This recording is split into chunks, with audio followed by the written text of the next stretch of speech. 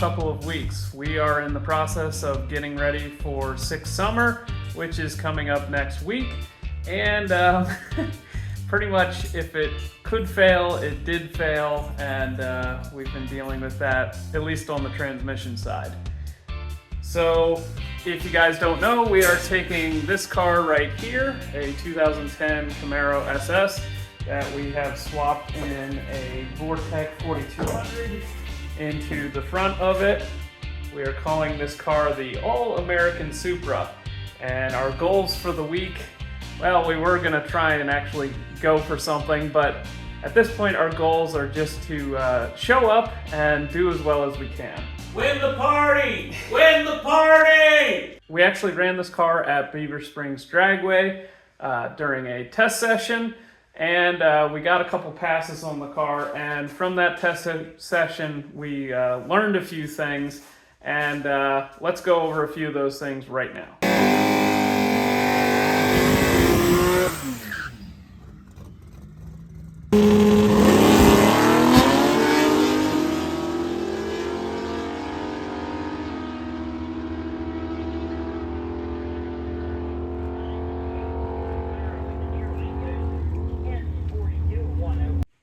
So the first issue that we noticed was that it was losing oil pressure on the top end of the track. Basically, the harder that I hit the brakes, the less oil pressure that the engine had, and therefore we are adding this oil accumulator that you see right here. Hopefully this will solve that issue.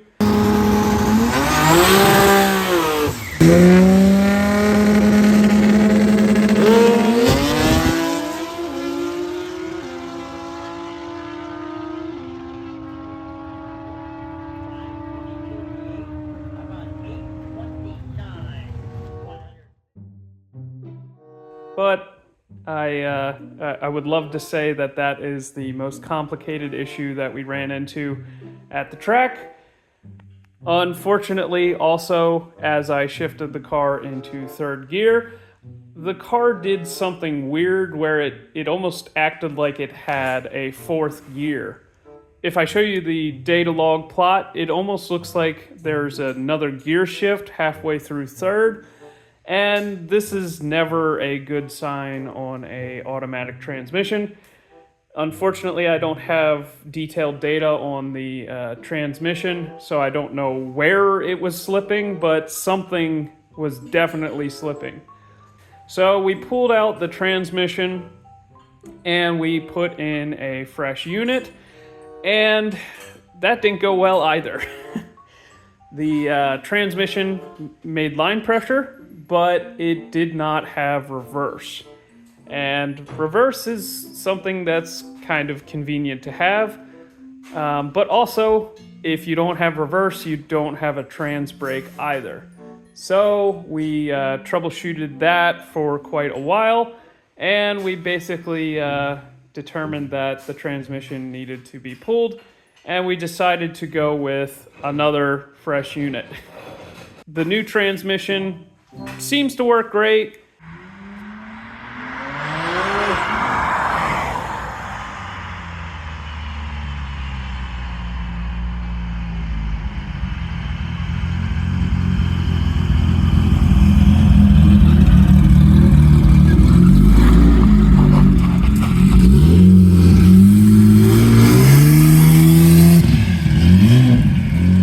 Except when the transmission gets hot at idle, the line pressure gets a little bit low.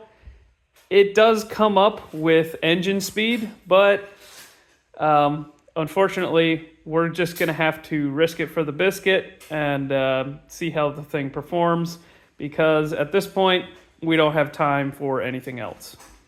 And this is the sixth time that we have taken apart this door. This driver's side window decides to pick and choose when it wants to work. So the way that a 5th gen Camaro works, when you open the door, the window drops down some. So GM was nice enough to never offer these cars with a manually opened window, and they only came with electronic windows. This car came equipped with a module in the window that is a Copo specific module, which ignores the body control module, and we're just not having good luck with it. Sometimes the window just gets stuck in the down position, which is really bad because NHRA requires you to have the window all the way up when you run down the track. So we've been fighting this for the past couple weeks, and we haven't really found a fix for it. So Yeah, if the thing breaks on the road, we disassemble the motor so that we have access to a gear. We'll hand crank the thing up and figure out how to rig the window open. We also had the door handle cable mounting system break. We ended up doing a David Freiberger special with multiple zip ties used to create a holding mechanism to keep the cable, this end of the cable, in place. This has been a headache. Yep, new car things. The other car that we plan to bring is my 1981 Ford Fairmont station wagon. It is similarly powered. You can just barely see the valve cover up there. It is a Vortec 4200 with a turbocharger, and unfortunately, this has not been drama-free either. I really wanted to get a test session in with this car, and we had the opportunity to do that. Unfortunately, I only had second gear for the very first pass, where I just did an 1/8 mile hit, and all other passes were without second gear.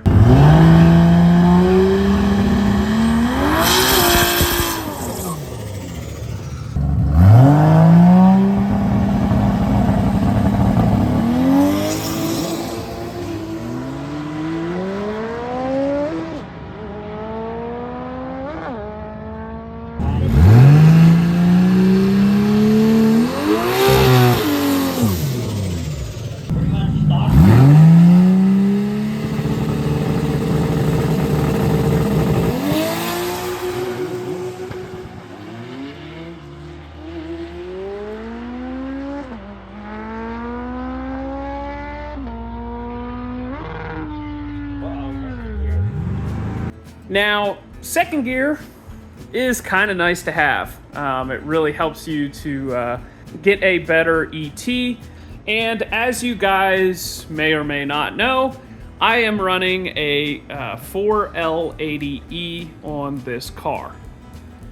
Now, the 4L80E from about this point back is a Turbo 400. They use identical components.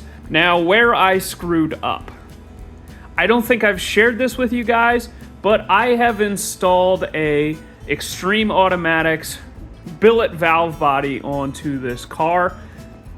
And the reason that I did this was I just didn't have faith in the factory valve body.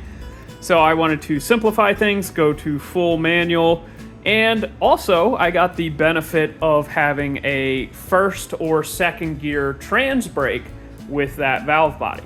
Now, recently we learned that it is better to start off your burnout in second gear and shift to third. I was attempting to do this, but this car also, something I haven't shared with you yet, it also has a larger turbo than what we were previously running. And this larger turbo takes a little bit longer to spool. So what I was doing was I was hitting the trans brake in second to sort of build a little bit of boost, and then letting off of that trans brake and then shifting to third, and that was how I was doing my burnout.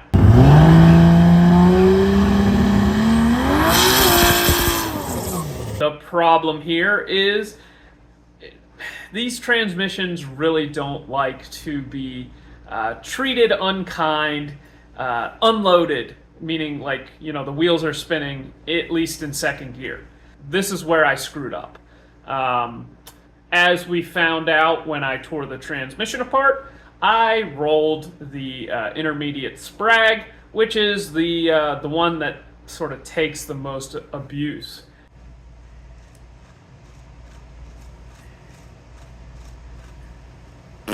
if you've ever heard of the 34 element or 36 element sprag, this is the sprag that they are talking about.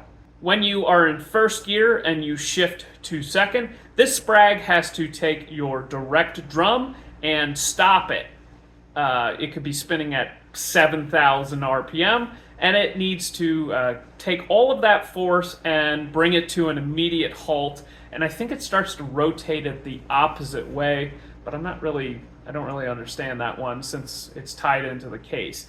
But regardless, I was being very mean to the transmission while it was in second gear, while the tires were unloaded, and I think this is where I screwed up. So going forward, I will not be using the trans brake in second gear to initiate my burnout.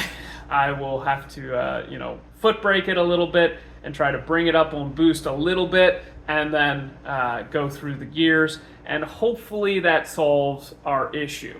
Now, as the car sits, I have put the car fully back together with the new sprag, and I have taken it down the road, and everything works. This is great news because I was fully ready to push this thing off a cliff and be done with it. Frankly, lately I've been calling this car scrappy because of how many times I have wanted to scrap the car. Frankly, less than a couple days ago, I was fully expecting this car to sit for the next 2 or 3 years just because I was so tired of looking at it. But I'm glad that my dad and others encouraged me to push through. And frankly, it would be foolish to give up this close to the finish line. The combination was working really well. The Circle D converter seems to be perfectly paired to the combination, and also having that lockup clutch is going to be a game changer. Transmission temps will be down, and it will be going down the highway at a much lower RPM. Also, having that overdrive here in the front of the transmission is going to be really, really nice to have. And man, this car's been through a lot. So next, we need to talk about the fuel system. This car's been through a lot on the fuel system.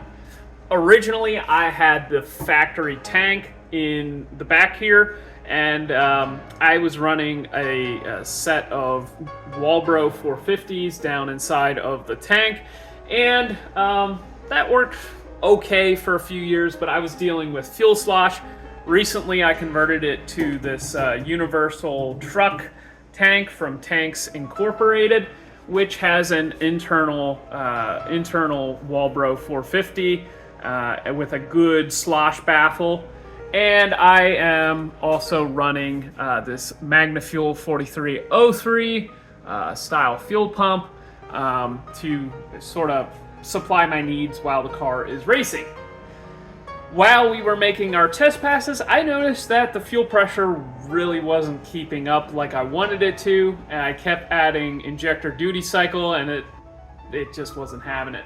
So, I'm almost ashamed to admit this, but this car has had the same post-fuel filter in it for quite a few years, close to 5 in fact. This fuel filter right here has been in the car, and I haven't changed it, and frankly, we were due. But while I was looking at the post filter, I figured I should look at my pre-filter for the MagnaFuel as well. And when I pulled the thing apart, this is what I found. This is not what your filter should look like. In fact, here is the little cap that's supposed to go on the end here. And yeah, this isn't good. This is not filtering any fuel. And I wouldn't be surprised if we sucked some material through the pump. So basically these MagnaFuel fuel pumps, they are just an electrically driven mechanical fuel pump. Now it has this little plate that goes on the end with these bearings, so that contains the motion in the up and down. But where I think the problem is it has a decent amount of thrust. So those gears are moving back and forth, and that probably is causing a great amount of leakage around the fuel pump, and it's probably not pumping fuel very effectively if I had to guess. So I have ordered a brand new fuel pump, and of course I had to overnight the thing because I think that is where my fuel delivery problems are. This fuel pump should be more than enough to supply all of the fuel needs for the car, especially at as low amount of power as what we were running. So we will get that replaced, and hopefully we can have a drama-free sick week. All right, so hopefully Wow, you look tall. that's because I am tall. I feel like a dwarf.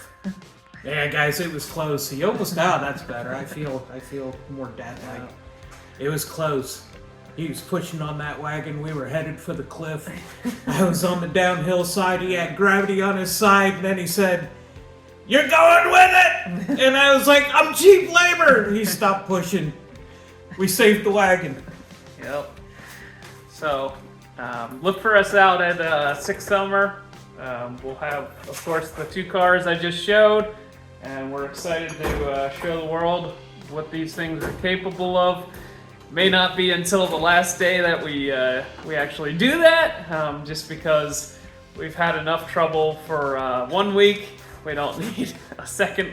Well, it's been a couple weeks, honestly. But so make sure that you like, comment, and subscribe. Help us win the party. Yep, and we'll see you guys out there. All right.